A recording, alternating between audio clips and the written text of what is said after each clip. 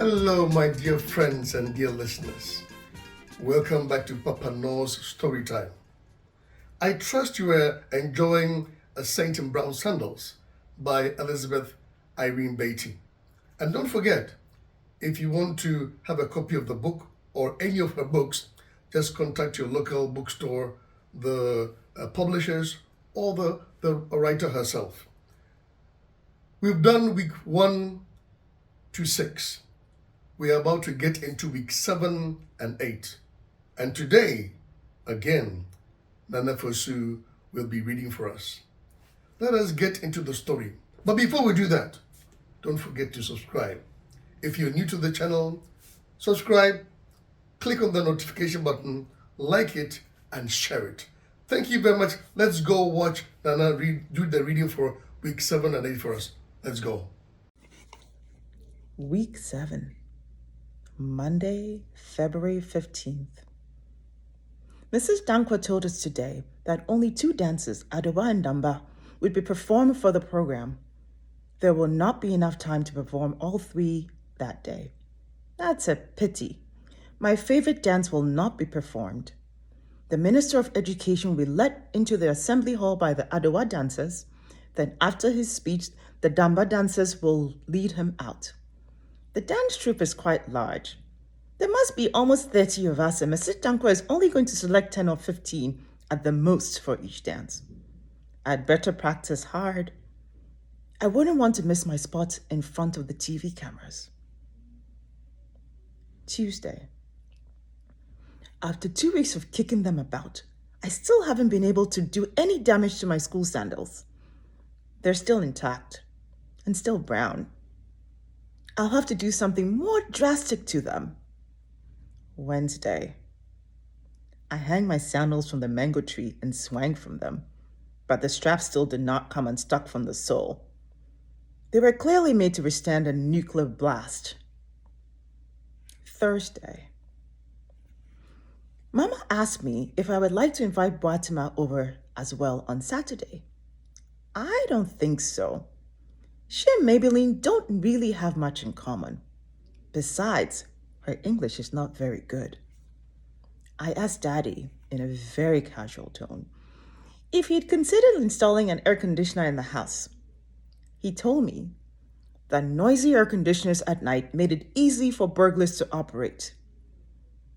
I said that some air conditioners were quiet, besides, reminded him that they could only be used during the day, when it was hot. I got a lecture on the contribution of air conditioners to asthma, bronchitis, catarrh, and other respiratory disorders. Friday. Success at last. The buckle of one sandal has come off. Mama and Daddy made a bigger fuss than I would have expected. They kept turning the sandals over, humming and hawing and grouching. For heaven's sake, they're only a pair of sandals. Daddy actually decided to pass by the shop he bought them from next week to complain. Anyways, the best thing is, on Monday, I'm going to be allowed to wear my black patent leather church shoes to school, and will wear them until I get a new pair of sandals. Oh, thank you, God. Saturday. Maybelline's driver dropped her at her house for the afternoon. I had spent an hour tidying up my room before she came, but no level of neatness can compare for the lack of my own TV, DVD, and video player. Fortunately, it was not a hot day, so the absence of an air conditioner in my room, or anywhere else in the house for that matter, was not too obvious. We had palm nut soup and fufu for lunch. I know it's my favorite dish, but I thought Mama could have cooked something less local today of all days. Something like grilled chicken and chips, maybe. Week 8. Monday, February 22nd. I wore my black patent leather shoes to school. Boatima asked in her loud voice, "How come you're wearing your church shoes to school?" I was so irritated. I didn't want people to think they were special shoes. I wanted them to think they were normal schoolwear for me. What a big mouth she has. I looked away and pretended I had not heard. Maybelline didn't seem to notice my shoes were different. When she finally did see, after I put my foot up on the bench and began to tap noisily, she said that black patent shoes went out of fashion in England in summer last year. Tuesday. Today, Mrs. Jankwa selected those who would dance Adowa ahead of the minister. Maybelline was one of the first to be chosen. I wasn't chosen at all. Okay, maybe I missed a step once or twice, but I didn't think I did too badly, and I was really disappointed not to have been selected. Maybelline, Pokwa, and Akos tried to make me feel better about not getting a part. Never mind. You'll probably be chosen for Damba, they said. Oh, absolutely, I agreed. But inside of me, I wasn't sure. Wednesday. I didn't have a very good day. Walking around in my church shoes all day at school is making my feet hurt. I asked Mama if my new school shoes could be a different color. What sort of color do you have in mind, dear? She asked. She was a bit distracted because her favorite pawpaw tree in the garden didn't seem to be bearing much fruit anymore. How does red sound to you? I asked offhandedly. Very silly, she replied. Very silly indeed. I probably will be wearing brown sandals my wedding day if my parents have anything to do with it. When school was over, Fatima asked me how things were going in my activity club. I told her to stop asking me about the club. She looked hurt, and maybe I should have apologized, but I couldn't help it. I have a lot on my mind right now. Thursday. In a couple of weeks, we're going to nominate our choices for class rep. Maybelline thinks her chances of winning are quite high. If I won, that would be great, wouldn't it? She chirped. I'd make sure I come near all my friends to be sure you appeared on TV too. She asked me what we would do if we both got 5 nominations for class rep. If that happens, she suggested, perhaps you should not stand for the election and support me while I stand for class rep. I shrugged. If I can't even get to place in the dance troupe, there's no way I'll get 5 nominations either. Friday. We have a maths test on Monday. Maybelline seems a bit worried. I'm not. Maths is so easy for me. I never have to revise much. Saturday. I know it's participation that counts, but after all the effort I put in, I do think it's a bit unfair that I wasn't chosen for Adowa.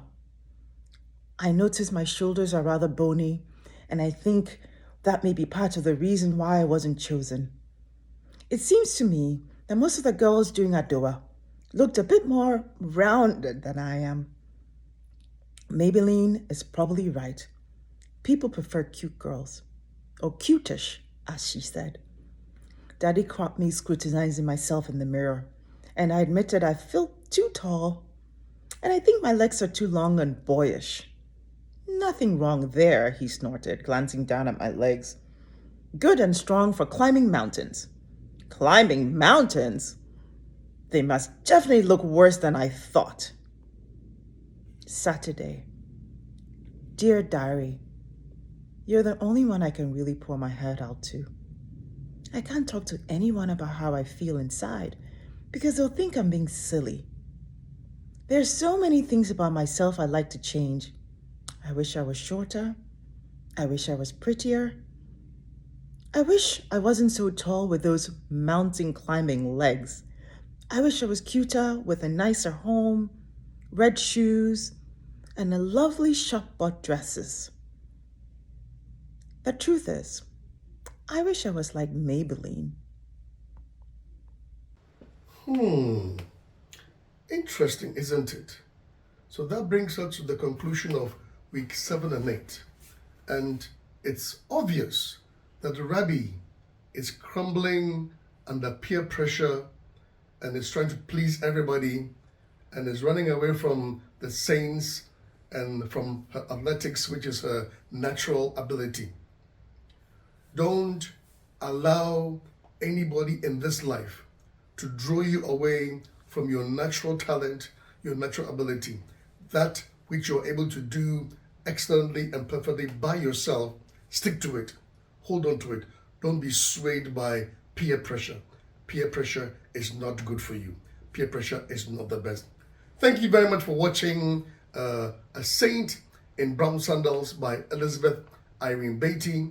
And again, if you would like to get a copy of the book for yourself, you can go visit the publishers.